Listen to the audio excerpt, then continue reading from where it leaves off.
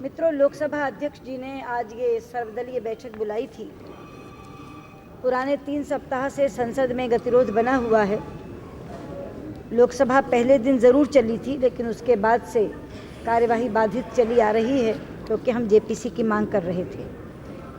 पहले 2 मीटिंगें बुलाई थी, सर्वदलीय मीटिंग दोनों नेताओं के और दोनों सदनों के नेताओं की। प्रणब मुखर्जी ने, जो लोकसभा के नेता सदन हैं, उनमें भी समूचे प्रतिपक्ष ने ये मांग रखी थी कि 2G स्पेक्ट्रम के लिए हमको जेपीसी चाहिए ही। इसकी जांच पीएसी या अन्य कोई संस्था उतने प्रभावी ढंग से नहीं कर सकती जिस प्रभावी ढंग से जेपीसी इसकी जांच कर सकती है। दूसरी बैठक में प्रणब जी ने एक प्रस्ताव रखा था कि पीएसी के साथ अगर कुछ जांच एजेंसियां लगा दी जाएं तो क्या हमें स्वीकार्य होगा। उसी बैठक में हमने उस प्रस्ताव को अस्वीकार कर दिया था। उसके बाद उन्होंने फ़ोन पर हमसे बात की, जिसको उन्होंने आज सबके सामने रखा कि यदि सुप्रीम कोर्ट सीबीआई की इंक्वायरी को मॉनिटर कर ले तो क्या हमें स्वीकार होगा। तो पहले तो हमें यही समझ में नहीं आता कि जो बात सुप्रीम कोर्ट के दायरे में है उसको प्रस्ताव के रूप में सरकार कैसे रख सकती है। सुप्रीम कोर्ट क्या करेगा क्या नहीं करेगा इसका एहसास सरकार को कैसे है। और दूसरा, हमने कहा कि अगर सुप्रीम कोर्ट कर भी ले तो भी वो जेपीसी का दायरे में तो नहीं है। वो चीज़ जेपीसी संसद के अधिकार क्षेत्र में आती है और संसद अपना अधिकार कैसे खोएगी। सुप्रीम कोर्ट के प्रति सरकार केवल उन बातों के लिए आंसरेबल होती है, उत्तरदायी होती है, जो प्रश्न सुप्रीम कोर्ट पूछता है या जो बातें याचिका में लिखी जाती हैं। लेकिन जेपीसी का दायरा तो असीमित होता है और जेपीसी किसी भी तरह की एजेंसी को बुलाकर, किसी भी मंत्री को बुलाकर बात कर सकती है, जबकि सुप्रीम कोर्ट में केवल लॉयर्स आर्ग्यू करते हैं। तो सुप्रीम कोर्ट अगर सीबीआई की इंक्वायरी मॉनिटर कर भी ले तो जेपीसी की जांच कैसे रिडंडेंट होती है, कैसे अप्रासंगिक होती है।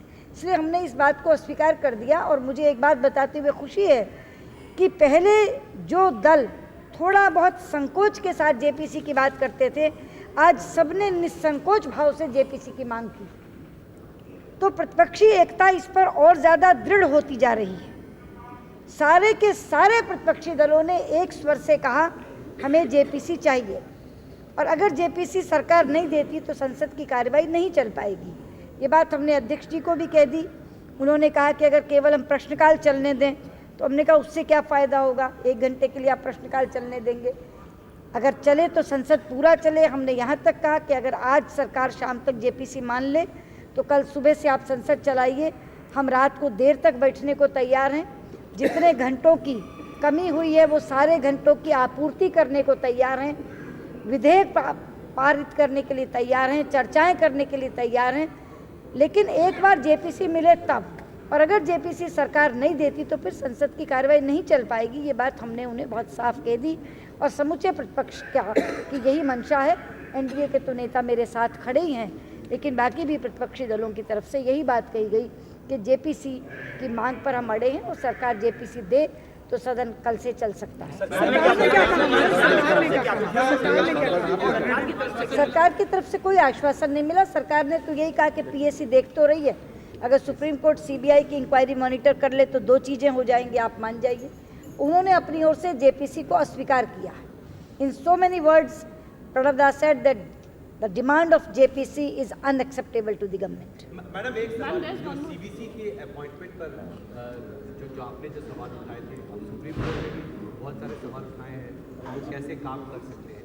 अब इन हाइंडसाइट जो बातें आपने उस वक्त उठाई थी, ऐसा लगता है कि अब उस पर सुप्रीम कोर्ट ये सरकार से प्रश्न पूछिए। मैंने तो ये बात पहले ही कह दी थी।